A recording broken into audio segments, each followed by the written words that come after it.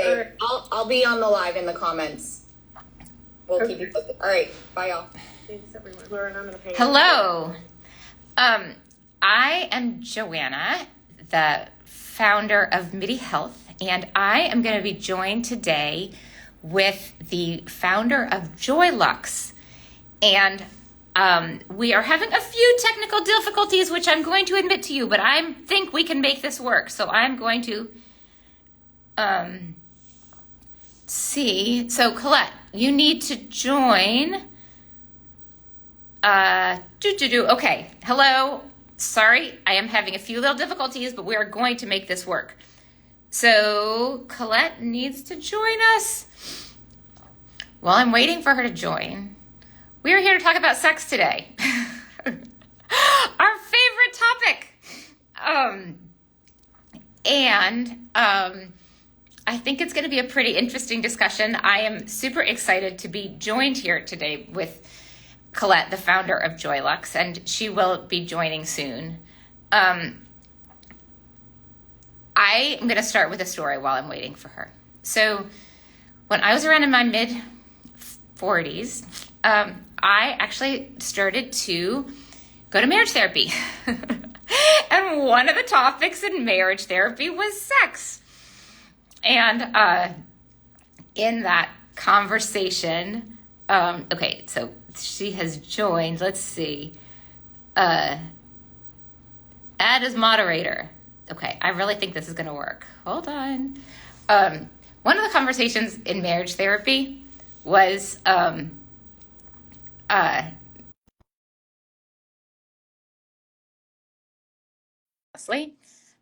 it hurt, and I didn't really want to tell my husband that it hurt because if I told him, he might think, "Oh my God, I'm never going to have sex again."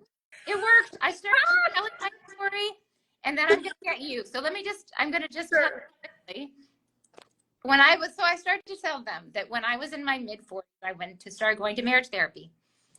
And every week in marriage therapy, we would talk about sex. And I never wanted to say, well, actually, I really don't want to have sex because it really hurts. Because, like, what would that say, like, to my poor husband, who was then going to have to think, like, I'm never going to have sex again in my life because I don't want to hurt my wife. And I want to say to him, you know, I'm scared of having sex because it hurts. And actually, it's itchy. And here's the thing. Why did I go to therapy for a friggin' year and she never told me menopause? And this can be fixed. And like, it almost makes me cry when I think about that because she never once said, this really could be something that can be fixed and we can help you. And so I'm just starting off with this conversation because I really think we got to start being louder about this. I didn't talk about it with my friends. I was embarrassed. I didn't talk about it to anyone, but it was a really painful part of my life. Eventually, I did get on hormone therapy and I did find out that actually I could enjoy sex again, which is amazing. But it was a very sad year for me. And I think back at that a lot. And I'm so excited to have this conversation with you today to talk about Joylux because many, many, many of our patients are embarrassed. They don't even tell us that this is a problem. We have to bring it up. We have to say, how is your sex life? And then they kind of look at us like in horror. Right. And they really are like looking at us in horror going, I don't really want to talk about that because it's upsetting. And eventually we find out that, yes, they're having a lot of issues that are challenging for them. And we talk to them and we recommend things like Joylux all the time because life can get better. So that's why I'm so excited about this conversation. So I thought maybe we could just talk, and I would love for you to talk about why you started your company. And yes. I'm going to talk a little bit about what we're seeing of our Midi patients, and we'll just go from there. Well, Joanna, I'm so excited to be here with you. As you know, I'm one of your biggest fans. I think what you have done with Midi and just in terms of helping women who are suffering with all these menopausal issues, of which sexual health is one of them. I've just seen you and your company grow, and I'm just so impressed. So thank you for having me on this show. I do love talking about sex, and I've been talking about sex for over 10 years. I have a little different story, and I'm coming at from maybe a totally different place from you. So for those of you that have tuned in, thank you very much. I'm the CEO and founder of Joylux, and Joylux is we were one of the pioneers in this space of menopausal health and sexual health. We started over 10 years ago, and it came from my own personal experiences. And so we have products that help women. Our biggest product is our VFit device, which we will talk more about, which uses red light therapy to help with sexual health. But we have an amazing intimacy gel and blah, blah, blah. So lots of stuff to talk about. But where I came from, it was totally opposite of you. I had an amazing sex life and have had amazing sex life for forever. But when I started having this conversation with my girlfriends as I was going through the perimenopausal transition, and my girlfriends were talking to me about what they were experiencing, and Joanna, again, a lot like what you happened to you has happened to so many of my friends. And I was like, well, wait a minute, what do you mean you're not having sex? And what do you mean you're not? And I was like, there's no, stop, because sexual health is so vital to a woman's overall health and well-being. It's just, there's so many benefits, from mental health to physical health to, all these things that we now know about sexual health, that if you're not having it, that's a problem. So how can I, as a woman who is made it my life work to empower women and to help women, like that's just part of what I love to do. So that's when I went like, okay, well, I've been in the world of beauty for a very long time, and I've worked with all the latest in energy-based technologies, lasers, lights, radio frequency. And I know that energy-based technologies can help the skin. So can it help down there? And so long story short, that's how I started Joylux. But it really started from a place of my girlfriend suffering. And I'm like, no, there are things that we can do, and let me help you through, my work at Joylux. So that's why I'm here. That's why I love talking about sex. I do it all the time, every day. And so, yeah, let's talk about sex. I think that one of the interesting things that I have seen in our patients is that they don't want to talk about it because they're embarrassed, right? Or they're anxious. So often it's not something that comes up in a first conversation with them. It's actually something that comes like in a third conversation. And usually first with a glass of wine. Yeah, right. They don't want to talk about the changes in libido. They don't want to talk about the fact it's not feeling quite as well, right? They don't want to talk about the discomfort. They're very embarrassed about it, and they also really think it can't be fixed. So I think that is actually one of the most interesting things, is that like we need companies obviously like Joylux to like shout from the ceiling that it can be fixed, but historically in our age generation, we didn't know that. And so no one even talked about perimenopause. I mean, one of the things that I found fascinating is that this is something that happens, in people's 40s, and they're having their period, so they're not in menopause. And so no one is actually talking about menopause. It's premenopause, and that's when all these things start happening to them, and they don't even know. So, I think that there's just such this misconception that just their bodies are just not feel good anymore. And so a lot of it is, I think, thinking about how do we change that conversation, right? How do we make it a much louder conversation? And I know you're kind of on the forefront of this, of how do we like remind people that this is, the status quo that you're experiencing is not have to stay like that. Exactly. And where I want to start this conversation is really going to why we haven't talked about it as women. And I feel very passionate about this, but it starts from a place of, you know, we live in a patriarchal society, right? I mean, there's no doubt about it, especially, you know, even more so today. And so as a result, we've not had the freedom to talk about it, right? Men have. And we have been talking about erectile dysfunction and men's sexual health. And I mean, forever. I'm dating myself, but how many of you remember when Bob Dole was doing erectile dysfunction ads on television? Right. Right? That was what, the late 90s? Or, I mean, that was okay. Yet we as women have not been able to talk about it. And why is that? It's because the people that are running the platforms that allow us to advertise, that allow us to talk about this, whether it's Meta, Facebook, Instagram, Google, it's men.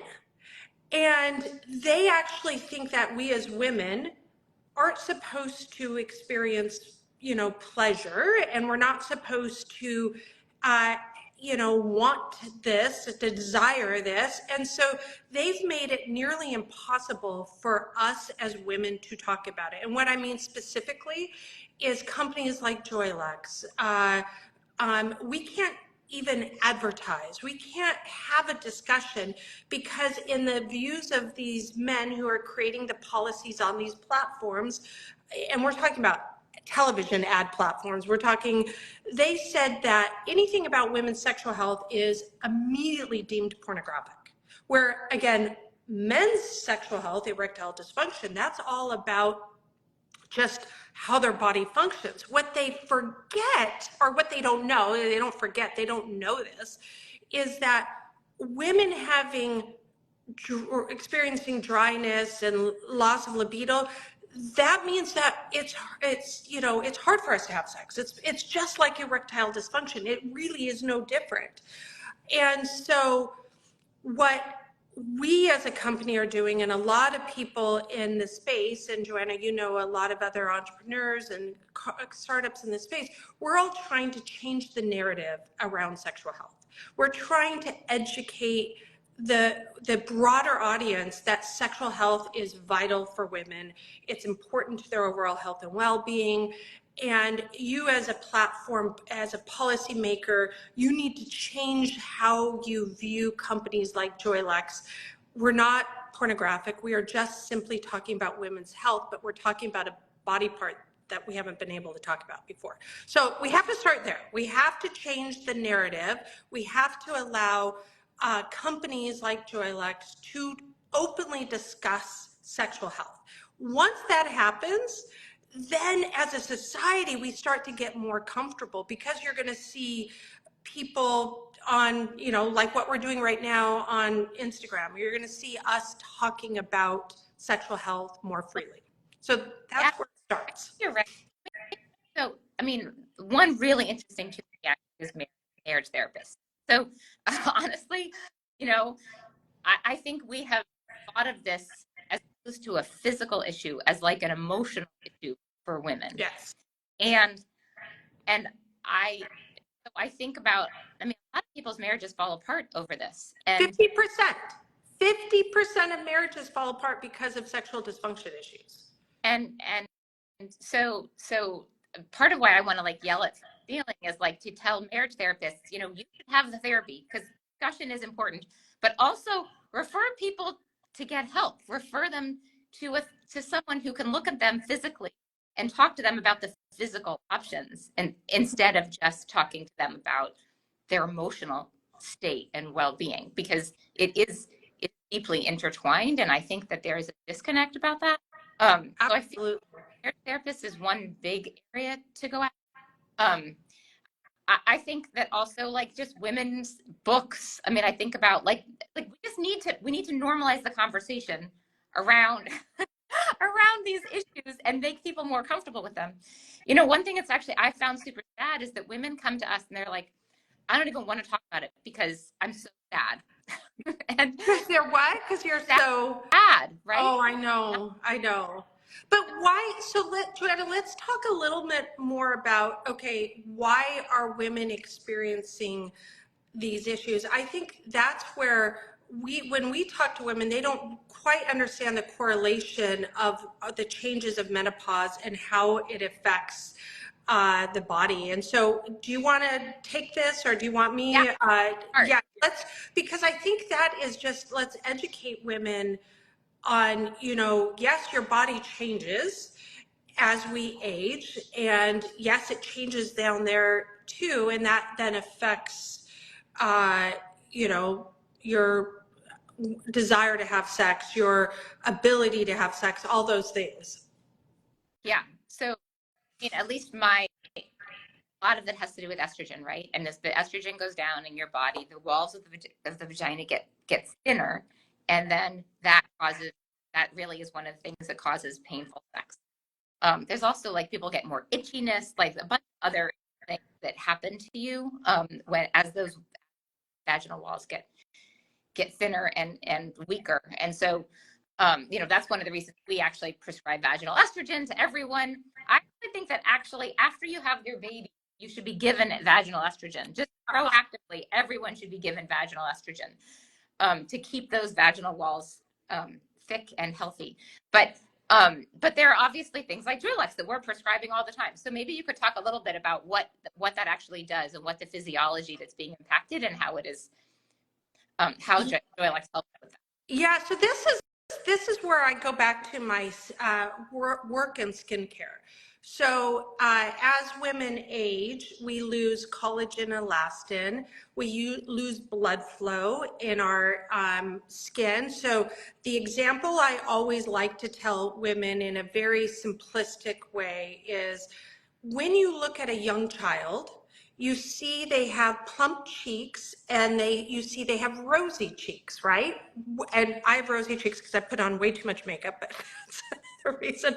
But why do they have plump cheeks? It's because they have collagen and elastin in their tissue, and they have blood flow. So blood flow brings oxygen, proteins, nutrients to your tissue all over your body.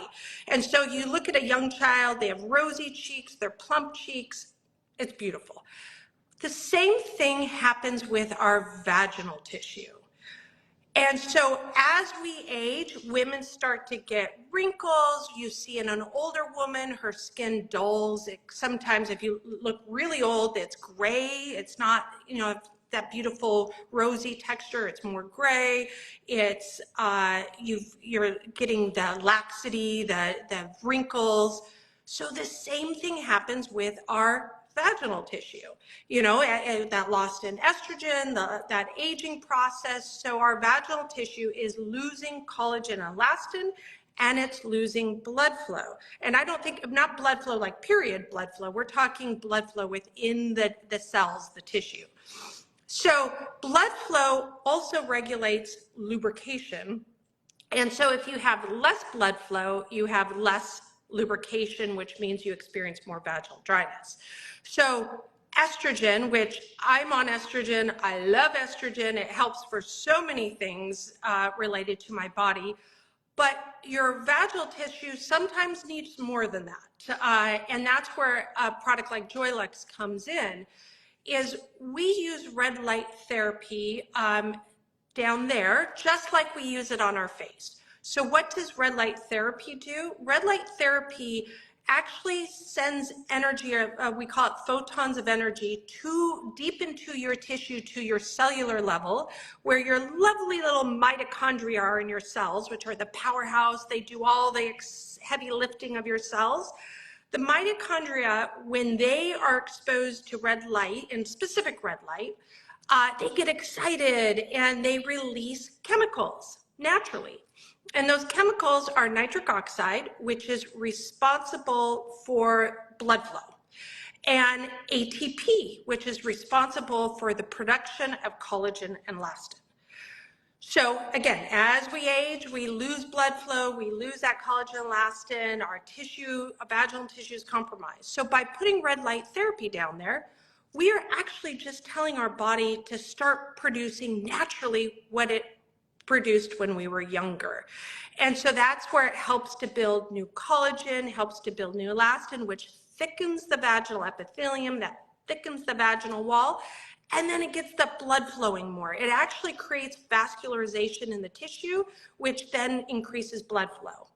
And that's when you get more natural lubrication coming. So estrogen, absolutely must have, I mean, if you can, right? It's not for everybody, but for those of you can, 100% estrogen.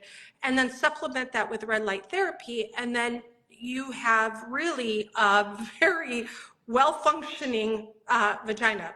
Lots of blood flow, lots of lubrication, and thicker vaginal walls, which helps with that sensation, helps with plumpness, helps with, that tissue laxity, makes it more, for lack of better words, I hate this word, but tighter. So everything's just functioning better. So sex then is better. Okay, so it's funny, I joke a lot about the fact that we're thinking about your face, your body, and your vagina. And that's one of the reasons why we made estrogen face cream, because yes, said, and estrogen, putting estrogen on your face, estriol in this case, on your face, does the same thing. It thickens the wall of your skin in the same way that it thickens the wall of your vagina. And yes, actually, I love that you're talking about the fact that we're treating the face and the vagina the same, because it's just skin. It's just tissue.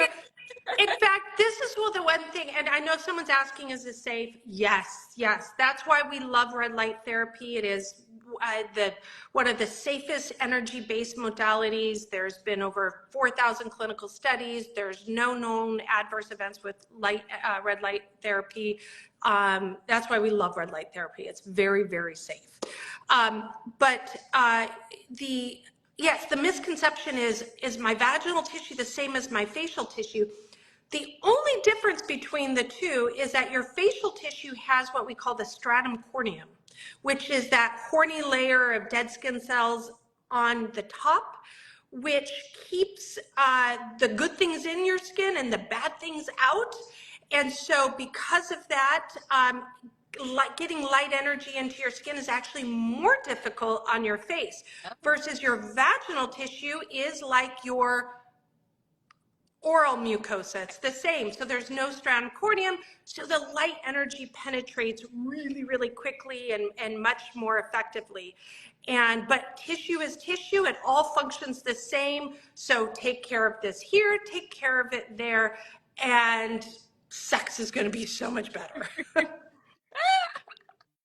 I love that. And I love your background, because I think that the beauty part of it, right, and is so tightly related. Understanding understanding the physiology of the face and that they're the same is actually so interesting to me.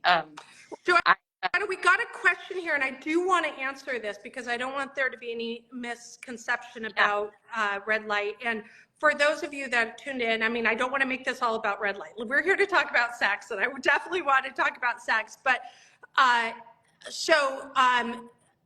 red light therapy. So first of all, an LED stands for light emitting diode. So it just means light is diffused, versus a laser, light is focused.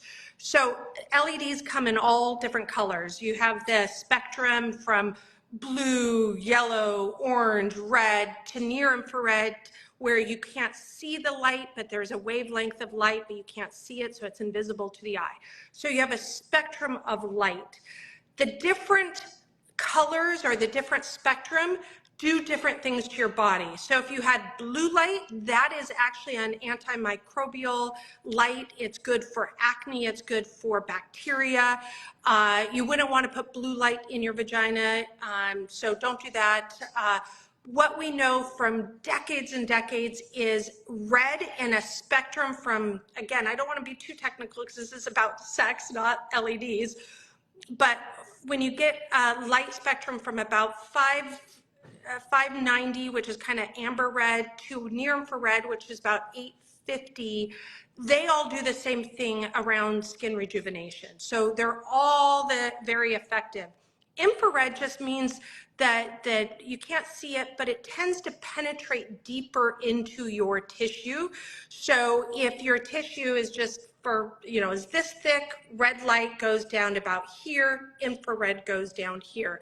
So actually infrared, if penetrates deeper, so you want to make sure you're doing you're using it in the right areas. But there's like so many more things to talk about with red light, but red light is effective. Red and infrared are the same band of wavelength that do the same thing. It's just how deep they penetrate the tissue. Sorry, again, let's talk about sex. No, it's good. I think we have to talk about these things. We have to really normalize this, right? I joke a lot that any one male sexual dysfunction company has raised more than all women's health companies combined. And not menopause, just all the women's health companies combined. One male erectile dysfunction company has done that. So when I'm fundraising and people are like, well, is really menopause a very big market? Like, like if one more person tells me that this is a very small niche market, I think I'm going to shoot them. Right, because 50% of the populations are women, and 100% of those women will go through menopause. Yeah. And so erectile dysfunction only impacts 25% of the male population. So how many women are impacted by sexual dysfunction, which is the vaginal dryness, loss of libido? It is definitely more than 50%, because that dryness, we all kind of experience that dryness with that loss of estrogen and aging. So if you were to ask our doctor or any of the Midi doctors or practitioners, they would probably say it's more like 75% of women, or at least 50. We know at least 50, but it's probably much higher than that. So just think about that. 50% of the population are women, and at least 50% of them will experience vaginal dryness at some point, impacting their sexual function. So why is it that men get more attention than women? Okay, going back to, it's a patriarchal society, but how do we change that? Yeah, and I think, so back to the fact that we need to really normalize the conversation. And it's a lot about normalizing the conversation about just women's aging in general. There was this incredible Harvard study that I read and think about all the time, and this is more about aging, but they were saying that in the workforce, women who were experiencing menopausal symptoms, whether that was hot flashes or brain fog, were seen as less credible leaders, and they were then discounted.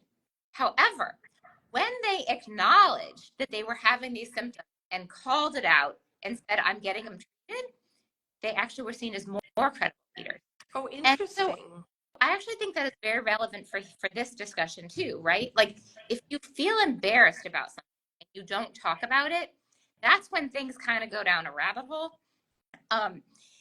If you're able to talk about it and you're able to say to your partner, here's what's happening, then you can be proactive about fixing things. So I really think that, along with the discussion of menopause and everything else, it's a discussion of being proactive and getting rid of the stigmas around these things. Yes. And the more we get women to talk about it and get them to say, here's what's going on, then we can tell them, here, there are things you can, right? And our providers can then say, well, why don't you try a Joylux device? Because we know that can help you. Why don't you try estrogen? Because we know that can help you.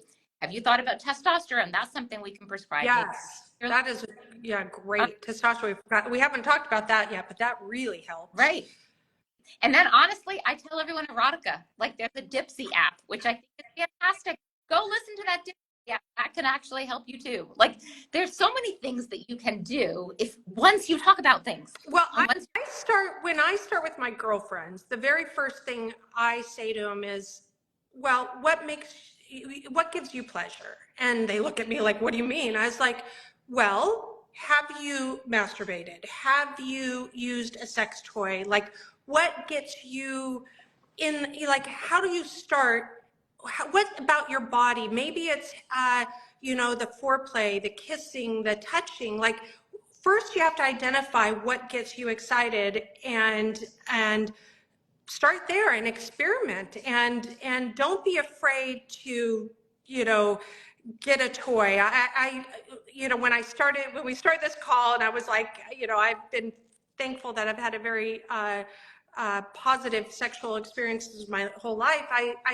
When I started engaging with the conversations and my girlfriends that were saying we're not having sex, the very first thing I did was went and bought them a sex toy for their birthday. I'm like, try this. This is a good way. It's just to get to know your body, and start there. Because if you know what feels good to you, then with your partner, you can start to have that conversation of what feels good.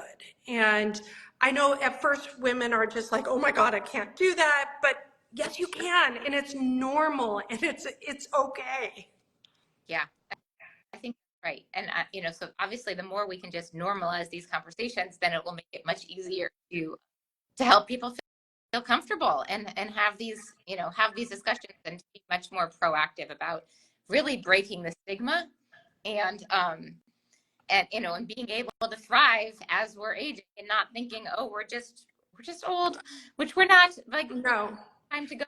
There's this misperception too that, like, as we age and as our body changes, and, you know, maybe we've put on weight as we've gotten older, or, you know, our legs have cellulite, so our partners may not find us as attractive, and we just don't look like we did when we were 20.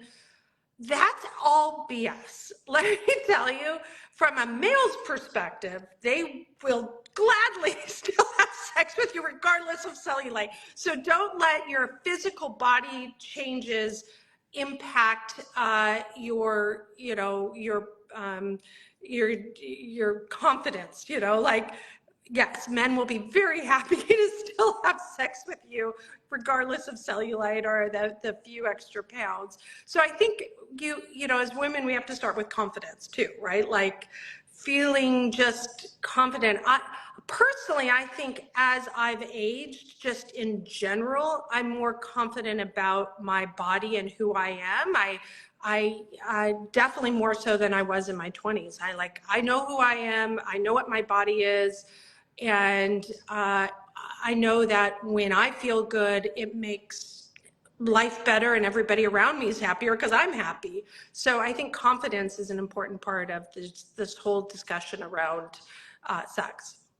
I mean, one of the things that we find at Midi, so when people come to our visits, you know, we often start with the basics of menopause, right? So we're starting to talking about hot flashes or sleep issues or the menopausal weight gain. So we often start with those things. And then once those basic things are taken care of, then their brains are freed up, and they can start actually working on their sexual health, right? It's very hard to get that sexual health when you're not sleeping at night, right? Because you're very focused on hot flashes or the night sweats or sleep. But once you can get that sleep, then you realize that actually, like, I can maximize my life in so many other ways. And so, like, often that'll be like a third visit. For the first visit, no one wants to talk about it. For the second visit, they don't want to talk about it. And then the third visit, they're like, oh, yeah, I'd like to understand how I can also increase my libido, make my sex painful, improve my sex life. And so that's actually, I think of it as like a hierarchy of needs. And that's kind of the way that we've been thinking about it, is there is that hierarchy of needs, and you kind of start with the basics and then get to the other stuff. But I think the sexual wellness is a very higher hierarchy of needs. It's not something that we should just push to the end, but it's just often how our patients think about it. What is this? What's your feeling about the whole notion of use it or lose it? Excuse me.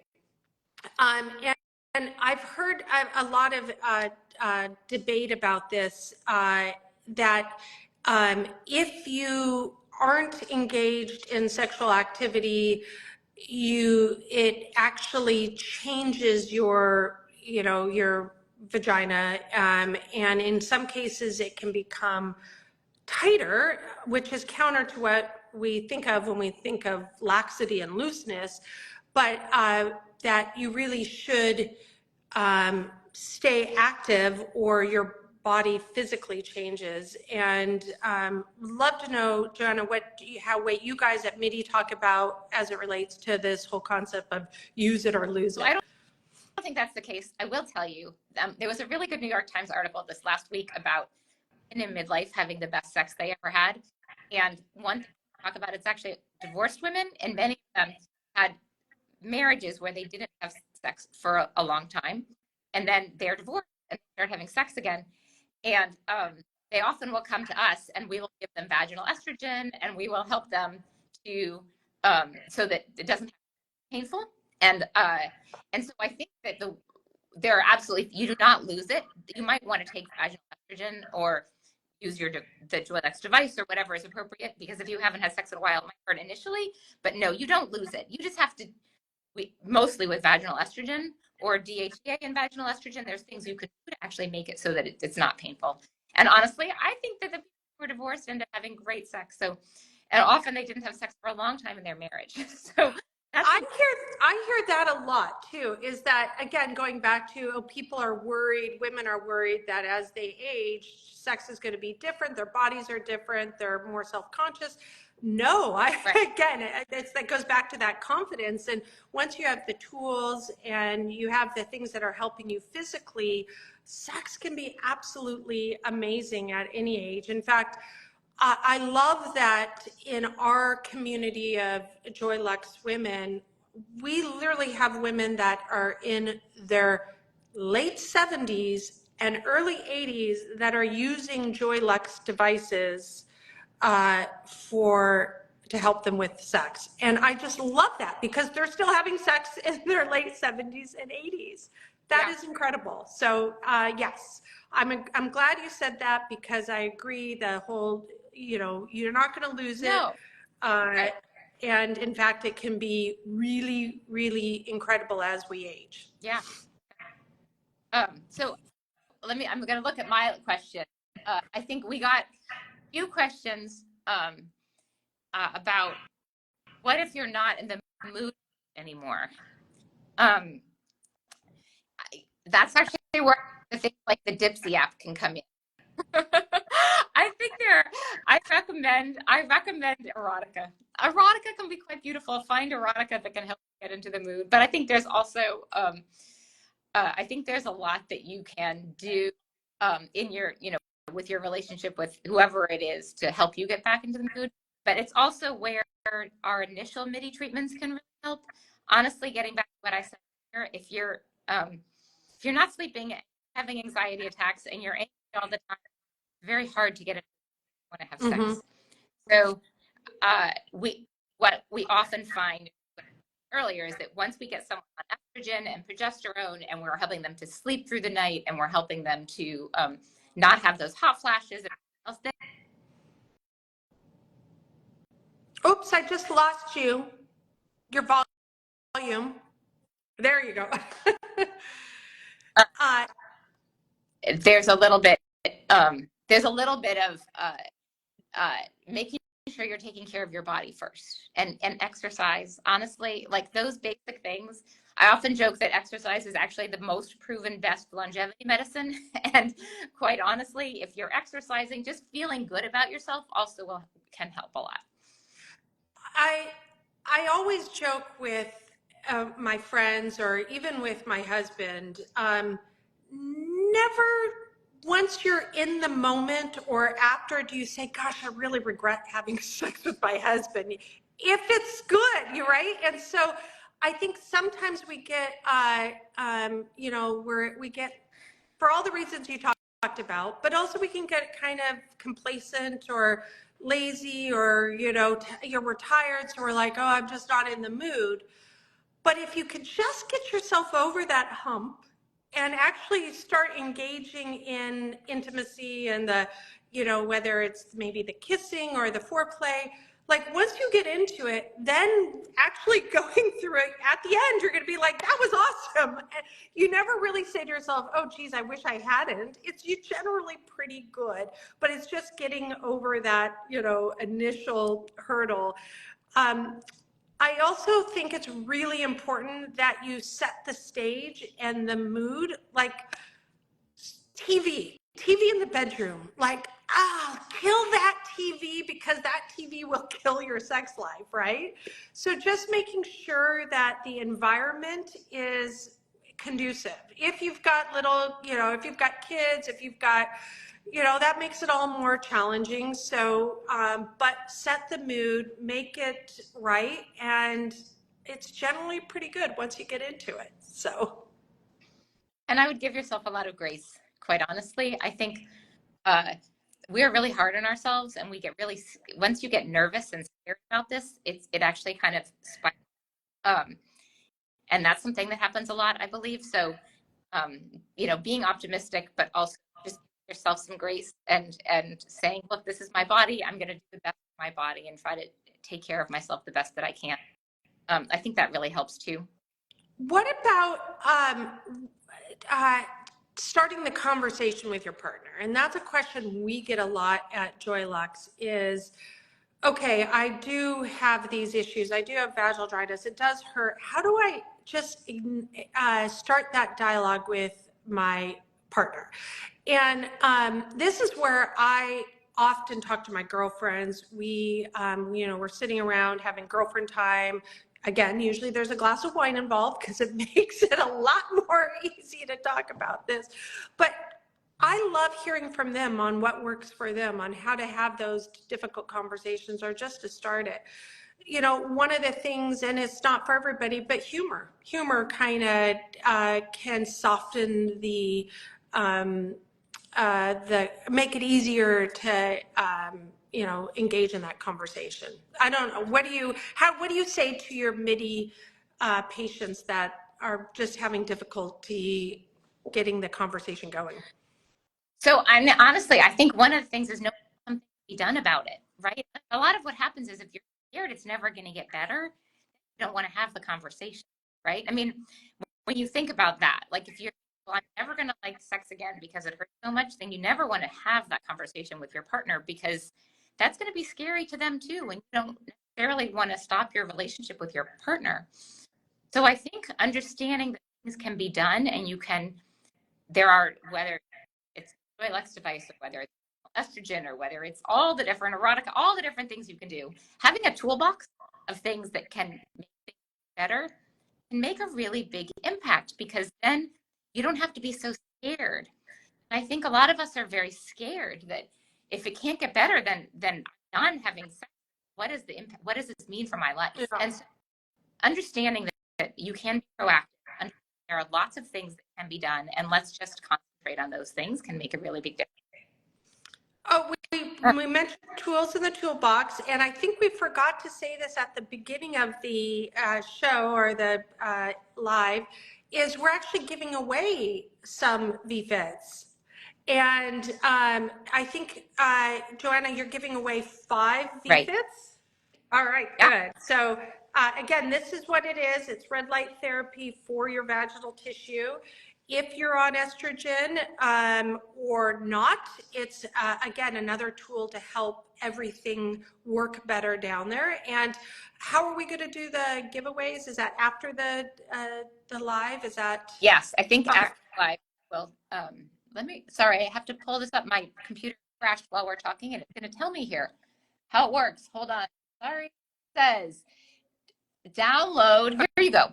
Okay. In order to get all you need to do is put your email in here, and we will, you can download a free copy of Midi's Guide to Menopause and Great Sex. Yes, love that. It's also going to be in our Instagram bio. So if you go to our guide to Menopause and Great Sex, then we will be choosing 5 people to give a free device to.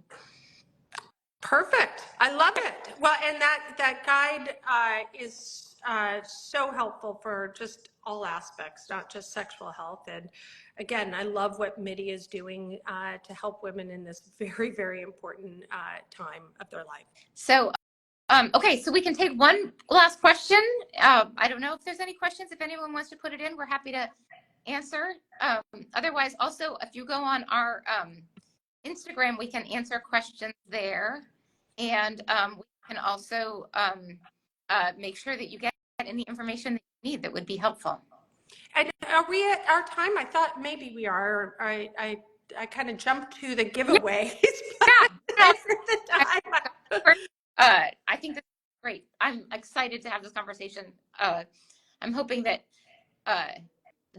that people just realize and go talk about this with your friends. Go bring it up with them. Have the conversation. Let them know that things can be done, that you can feel better, that there are lots of really good tools available to help you feel better. Probably not enough, honestly. Probably need a lot more tools.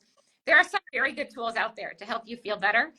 And I think the more, Joanna, again, just if anybody leaves this talk, the one thing is just talk about it. We want to normalize the conversation. We want to, you know, with these platforms, with Meta, with Facebook, it's okay. Talk about it. Go on the group chats and engage in the conversation. Engage with your girlfriends, your family, I mean, your mom, your sister, and then your partner. It's okay to have your struggles, but be open about it, talk about it. And then look at all the tools, and there's lots of tools to help you have the best sex life. And again, it's awesome. It's just part of what our overall health and well-being. So make sure you're having it. So I just talked about their daughter, but as we get off, I'm going to tell you one funny story. When my daughter was in high school, a mom in her class arranged for a sex therapist to come to talk to a big group of girls. And the sex therapist brought all the tools. She brought vibrators, she brought condoms, but she brought all sorts of different tools. And she basically laid it all out for them. And she then told them all the different things that they should be thinking about. She taught them about oral sex. She taught them about everything. My daughter came home like her eyes were wide open. She was very excited about this. And and then the mom bought them all vibrators to go to college with. So when love that was school, I called this therapist and I said to the therapist, okay, do you ever do this for boys? Because boys actually need to know this too. And they need to know about boy sex and they need to know about girl sex. They need to know what makes girls happy. And she's like, well, I haven't done it for boys before, but I would be happy to. And so we invited like 15 boys over and she came and I was not there. So I don't know about what the discussion was. But when I came home, they were all blowing up condoms and throwing them around the house. But they were so happy and excited. And I got all these calls afterwards from moms saying thank you and how much their sons had learned. And so I love the fact that now our children, we are normalizing this conversation much younger with our boys and with our girls so that they can start thinking about having a healthier, happier sex life. I'm confident that, again, by the time our kids and my son, who's still on the other side, he's older, but the young generation, like this won't even be an issue. Like they'll just be openly talking about it, and the women are getting what they want out of it because they know what makes them feel good, feels good, and they're able to communicate that with their partners. I am so optimistic that that will be the case here soon. Well, for joining us today. This was really fun. So much, everyone. And, check out Joylux.com. We have a lot of other great products, as Joanna said, tools in the tool shed to help you have the best, sex life you can. Yes, and everyone can. So everyone, yes. Well, thank you very much for joining us. Thanks, really Joanna. Bye-bye. Oops, how do I get?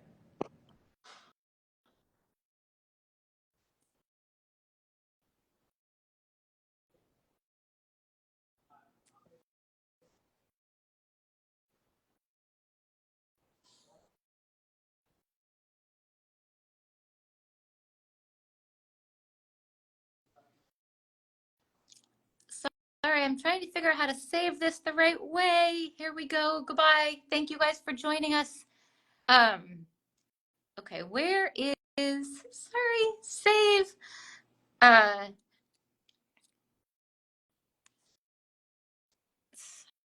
Sorry, hello, copy. Okay, and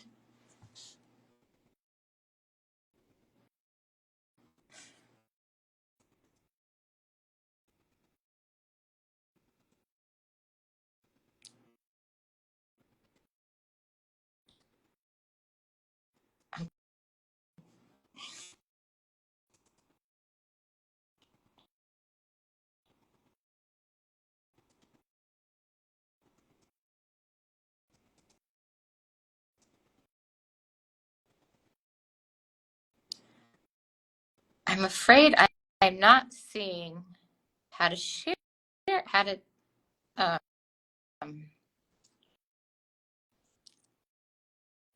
okay. Hello, everybody. You're getting off and I'm ending and I can't figure out how to save it. Can someone from Midi tell me how to save this? Let's see. There must be. Going to be getting off and we will edit this part off, but I see